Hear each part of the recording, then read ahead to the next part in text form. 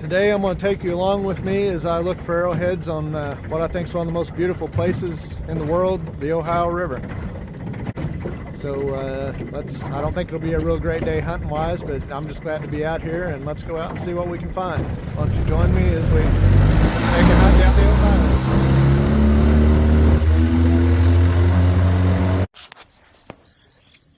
Sometimes when you're looking for arrowheads, you'll just find one laying out in the middle of nowhere by itself, but most often when you're on a campsite or a place where there's likely to be one, you'll see other signs.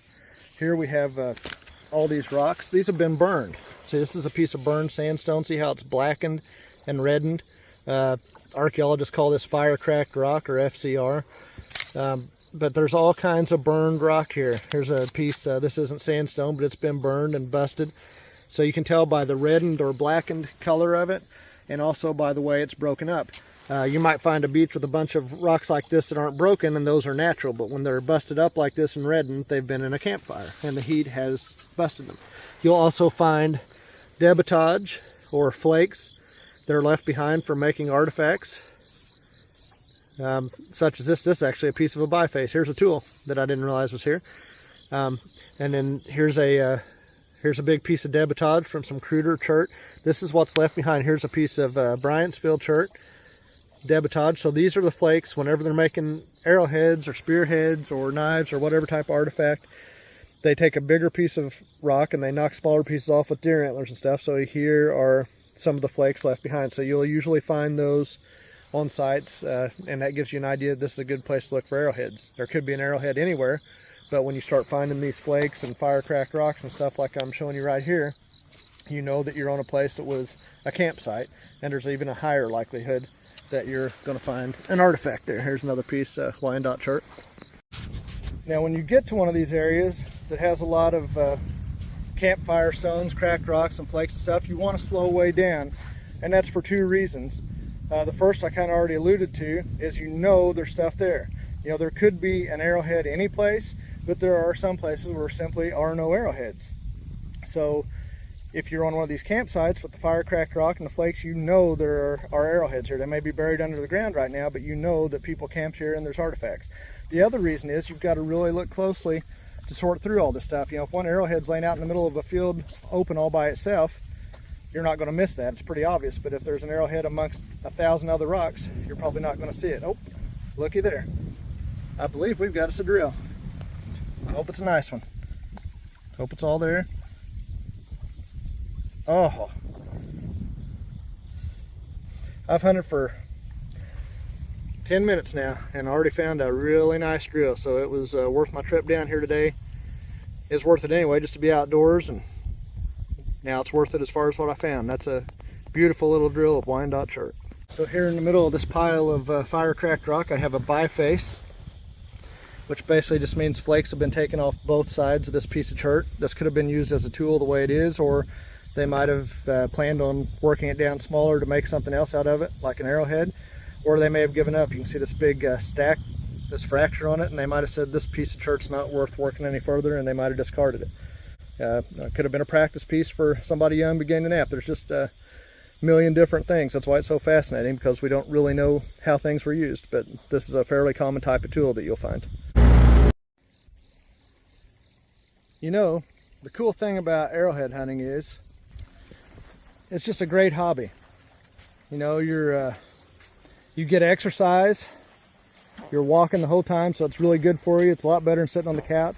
It's totally harmless, you know, as long as you're not trespassing on somebody's land or you know, tearing up a site or, you know, desecrating like a sacred burial ground or something. You're just out surface collecting. You're doing no harm whatsoever to anything, and you're learning about the past. It engages your mind, so you're, you know, getting a workout for your body and your mind. You're making a connection with the past. It's fascinating. You get to see a lot of really cool things in the outdoors. You see a lot of wildlife, a lot of plants, a lot of weather phenomena, you know, just all kinds of different things. And it's just a great hobby. And at the end of the day, if you're lucky, you got something good to show for it, like that drill that I've already got today. Now that's unusual. You know, a lot of people think hunting these rivers is really easy, but it's not. It's actually a lot of hard work. So if I'm going downstream, Indiana's on my right, Kentucky's on my left. But if I'm going upstream, Indiana's on my left and Kentucky's on my right. That's too much for my simple mind. I've had permission to hunt some of these farms down here for decades. The farm behind me, I first came down here in the early 80s when I was a boy. And you know, the landowner's since passed away. It's owned by the grandchildren of the original landowner, and that's the case with a lot of these farms. The problem though is they don't turn any of these farms anymore. They don't till them. You know, they used to plow this thing every year and disc it, and but they don't. So now I'm relegated to hunting down here on the bank along the river. That's why I'm down here. It's actually harder to find stuff on the river than in the fields. I remember the last time they turned this field, probably 30 years ago. My dad and I came down here and we found over 40 broken artifacts, and we found about 6 whole knives or spear points in this field in one day. I've walked this beach down here, same farm, 20, 30, 40 times. I don't know how many times, dozens of times, and I've never found a whole point down here. I found like 2 or 3 little broken tools. So it's much easier to hunt the tilled fields. Brings up a lot more artifacts, but nobody, at least in this part of the country, nobody is turning the ground anymore. So that's why I'm down here on the bank of these farms rather than up in the fields, because I can still get in a lot of these fields, but it'd be a waste of my time. I got thousands of acres I got permission on, but if you can't see the ground, you got to do something besides hunt arrowheads on them, because they're just wasting your time. So that's why I'm down here walking the banks, in case you're wondering. It's hard work hunting these river banks. It may seem easy to people. They think it's real easy to find stuff, but it's really not. Probably some of the best Ohio River arrowhead hunting videos out there are mud stompers. Kyle and Joel, I know you arrowhead fanatics know exactly who I'm talking about, and I know those guys, great guys, and they kind of show what it's like. But you know, a lot of people watch their videos, and you know, at the end of the video, clean up, Kyle and Joel have, you know, a half dozen whole points and 10 or 12 broken ones, and people think, oh man, that's easy, you can just go down there to the river and pick up all that stuff. But what they don't realize, if they look a little more closely, is, you know, Kyle and Joel have like gone out there and hunted like 3 times to put that video together, you know. So you're talking 2 men walking 15 miles a day 3 different times to find that half dozen arrowheads. When you think about it that way, it's a lot harder work than you realize. And I think some of their videos show just how bad the mud and muck and stuff is down here on the river. It's not, I mean, today it's real easy. It's just like I'm walking on a beach in Florida, but usually it's not like this. A lot of times the mud is over your knees, and it's hard work to hunt the river. So it's not nearly as easy as people think it is, and there's a lot of competition. A lot of people hunt them now, so even if you've got a couple good sites that you can hunt down here, probably 5 or 6 other people know about those sites, and they also can hunt them. So it's not as easy as it seems, but but I do love it. I love to get out here, but it was a lot easier back in the day when I had a lot of plowed fields to hunt, but those days are gone. Something else I'd like to point out to some of you, just to help you out. I'm not criticizing anybody or anything, but you see a lot of videos on YouTube where the guys are down here on the beach of the Ohio. They're down here on the beach of the Ohio River, and they're standing here like I am, and they've got them a shovel and a screen, and they're sifting and digging for artifacts. Be careful about that, because it just depends on where you're at. You know, I know in some states that's perfectly legal as long as you got permission to be there. But like here in Indiana, if you come out with a shovel and a sifter, you're going to be having a talk with a conservation officer pretty quickly, because it's illegal. Ohio, you can't just go out there and start digging. You may end up getting a talking to from a conservation officer, or a fine, or you may even get arrested. If you're doing other stuff too, they may throw the book at you. So don't just go out there and dig. I care about the people who came before us as much as I care about the people living today. I guess I look at time differently than most people, but just because they're gone, they're just as much a part of this world as we are who are currently living. Someday we weren't, in the past we weren't here, and someday we won't be here. So they mean a lot to me. So protecting these sites and preserving the information is important. I put the Clampett site on the National Register as a private citizen. I didn't have any institutional backing or anything. I just wrote up the application to get it on the register. In fact, tomorrow I am helping a professional archaeologist start a dig on a site that I told him about, because I thought it needed to be studied and protected. So I care more than you'll ever know about protecting these sites. But honestly, I don't see any harm in the guys that are down here digging along the bank. They're not really hurting archaeology or desecrating anything or doing anything wrong. They're just having fun. You're losing a little bit of information if you dig something up here, but let's be honest, even as an archaeologist and landowner, you're not really damaging it much at all. Like for instance, if I were to find a really unique artifact down here, it really doesn't tell archaeologists very much, because we don't know if it was left here 5,000 years ago, 500 years ago, 10,000 years ago, or I don't know if somebody dropped it here last week. You know, it could have belonged to somebody that collected artifacts and they lost it when they're showing their buddy or something. I mean, this is just a jumbled mess. This is a, you know, you'll find a 10,000-year-old point laying on top of a piece of plastic that was lost last year. Everything's jumbled up. There's no context. So archaeologically, it doesn't tell you a whole lot. Even if you find a really unique point, you don't know how it got there, when it got there, or you don't have any idea what they were doing. And most of the points you find, you know, scientists, archaeologists already know that type of point is present in that area anyway, so it's not going to tell them a whole lot. And even if they didn't know it and it's something unique, then, you know, archaeology is a science, and as scientists you can't really use that data if you don't have the context where it was found. You know, if you dig in the ground up there and you've got the soil and you can carbon date it and you can see the stratigraphy, you know exactly where that point came from as far as the time period and the type of people who were using it. But if you find it down here, you don't know. I mean, look, there's a piece of metal right there. I mean, and then right next to it there could be, you know, there's fire cracked rock from 6,000-7,000 years ago. So scientifically there's just very little value in the data you could get from a point down here. You may ask then, you know, if it's so harmless to dig for artifacts down here where it's already out of context. Like I said, two totally different things. Digging down here, totally different than digging up there. But you know, if it's so harmless, as I just said, then why do we have laws in some states, such as Indiana, where you can't dig it? And I talked to a lot of archaeologists about this, so I'm just going to tell you what they told me. I'm not making judgment on it, but this is the way they explained it to me. I guess the best way to describe it would be they see it almost as kind of like a gateway drug, if you will. You know, it's kind of the theory, you know, if you start smoking pot, then you're going to try cocaine or heroin or meth, and you're going to become an addict. I guess I see the same thing with digging these sites. Yeah, you dig down here on the bank where everything's out of situ, and you know, most of them admitted, yeah, you're really not doing, you're doing minimal, if any, damage to the archaeological record if you're digging down here. But if you dig down here, you start finding stuff, it's going to be awful tempting to say, boy, I bet it's coming from right up there, and then you start digging there, and next thing you know, you're digging holes in a farmer's field, and you're digging on sacred sites and things like that. Now, I'm not saying that would happen or that's right, I'm just saying that's the logic that they use to explain why they don't allow digging any place. So I don't really have a problem with people digging down here. You know, if somebody's digging a sacred burial ground, I got a big problem with it. Those are two totally different things.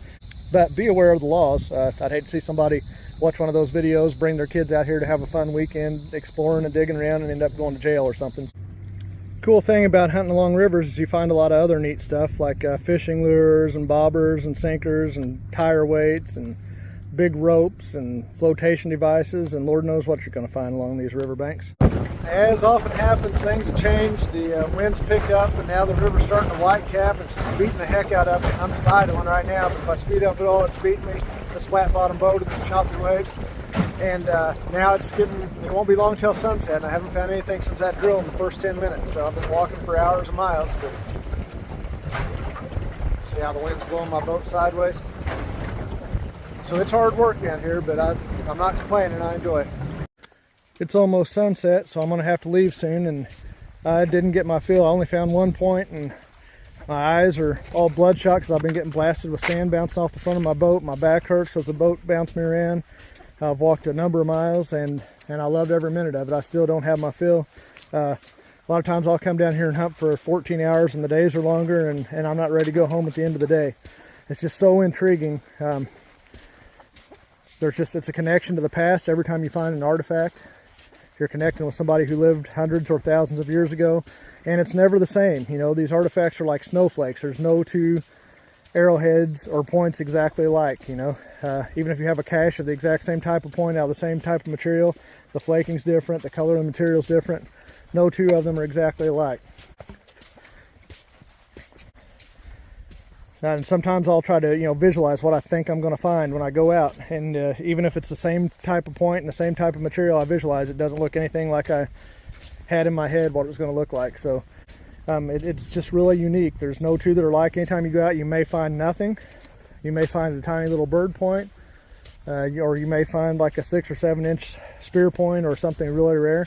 And you just never know what you're going to find. You don't know if you're going to find anything nice or if you're going to find anything at all for that matter. And then every time you do, it's a connection with the past, like I said. And looks like that might have been a little edge knife. It's a connection with the past, and it's just really intriguing to think about who made this, what did they use it for, what was their life like. Look at all the willonettes or mayflies or galley nippers, whatever you want to call them. It's almost the end of their life cycle here in October, but there's plenty of them in the sky tonight. And I think this is a good way to end the day. Look at that. I think it's a palmer. Oh, my God, that's beautiful. Look at that sucker. Early arcade. Just laying there. Glad I stopped one last place. All right, so I hope you enjoyed going along on my hunt with me today. Conditions were not that good. Everything was covered with slime. There's just a little bit of visible ground to look at, but I came out really well, did a lot better than I thought I would. So today I had a uncharacteristically good hunt considering the conditions. I didn't think I'd find anything, and I found some nice stuff. So I say clean up, but I haven't really cleaned all this stuff up yet. I got some fishing gear. Here's a nice sinker and a hook. This hook looks like it's probably going to just have to go in the trash. Little perch stone. Here's a nice bobber. Now, the last time I went, look at all this loot I got. I got all kinds of good fishing gear last time, but this time not as much. I've got a couple of nice, this is just a block of Sonora flint I picked up, or chert as a sample, so I would have it. Here's a biface. Here's a base off another biface. Here's another biface. Here's some kind of a point or tool that's broken. Here's a midsection out of something. Here's a tool that's just worked along the edge. And then here's a nice sherd of cord-marked ceramics, pottery. Some neat woodland pottery. And then over here, here's a huge biface reduction flake. That means they were working on a big biface or blade and they knocked this flake off of it. You can see the edge of the biface. They were trying to make it smaller, so that would have been off a huge biface. Here's another broken biface. Here's a tip off of probably a big Adena or something, the way it looks. Some kind of a big broad point with like early woodland looking flaking. Here's a base off of either a triangle or a pentagonal point, an actual arrow point. And then here's another kind of crude section out of a biface. But then the two really nice things I wasn't expecting, just a beautiful drill out of Wyandotte chert. Look at that thing. Spectacular piece. And then this point, I thought it was damaged on the base, but it's made that way. I can see where they've taken a few flakes off, and it's not ground at all on the base, even though it's heavily serrated. So I'm guessing this is a Kirk corner notch that they put a concave base in, like a bifurcate. I thought it was a Palmer, but Palmers are always heavily ground on the base. That's what distinguishes them from Kirks. And they're heavily serrated. But I think this is just a Kirk corner notch that for whatever reason they decided to put that little indentation at the base. So anyway, these are both out of Wyandotte chert, and these are both just fabulous, fabulous little pieces. Wasn't expecting to find anything that nice today at all. So for an October day, that's when conditions are terrible, water's down, there's not much to be found. I came out really well.